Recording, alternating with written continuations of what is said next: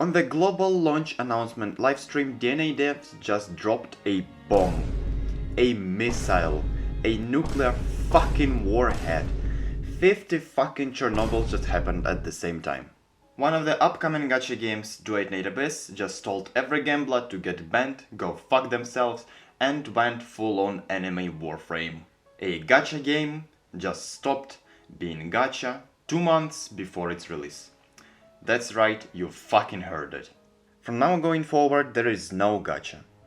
Every weapon and every character is gonna be grindable for free. And I'm here to explain something you all already know and try to compare these changes in DNA to its inspiration, Warframe.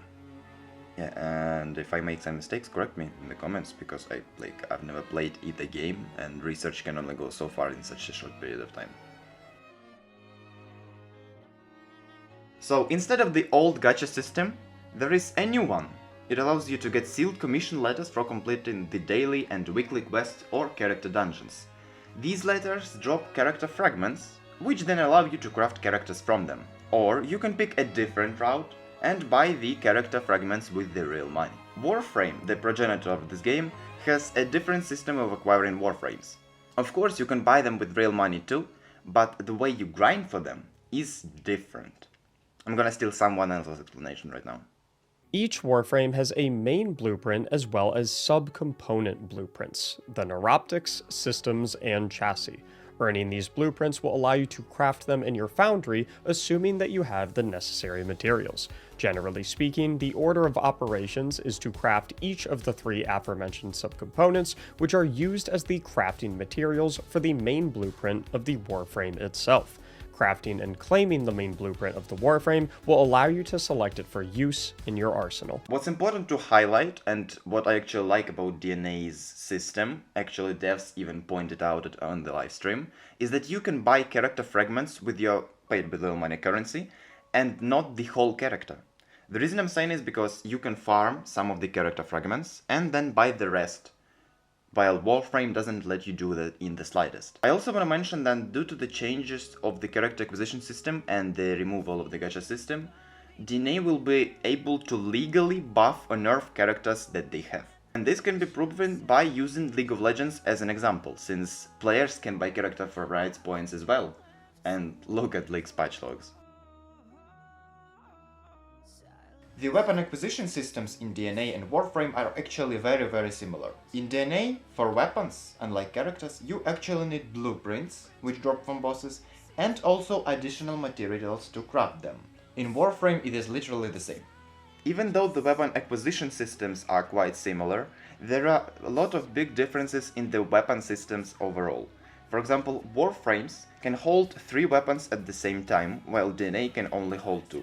And also Warframe's Sentinels can hold weapons as well, unlike DNA's Genimons. But I'll make a more in-depth comparison of DNA and Warframe a bit later when I do more research, so I'm not gonna touch on this one today.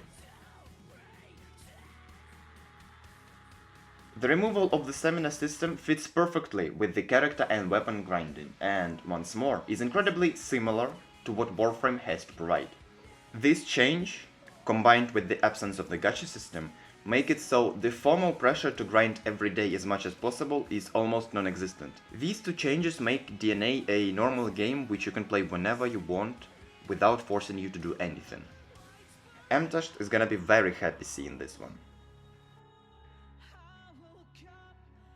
Due to the removal of the gacha system, DNA is naturally gonna have a monetization system not only similar to Warframe, but to all the popular live service games like CS or League, specifically in their primary source of generating revenue, which is skins.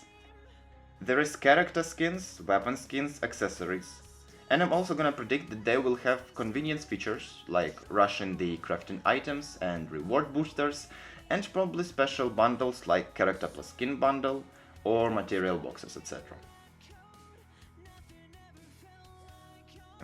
The ability to constantly and meaningfully grind for characters and weapons make the game incredibly replayable, or at least give players plenty of content to complete, fully addressing all the issues I have with Wuthering Waves patch 2.5 in my previous video.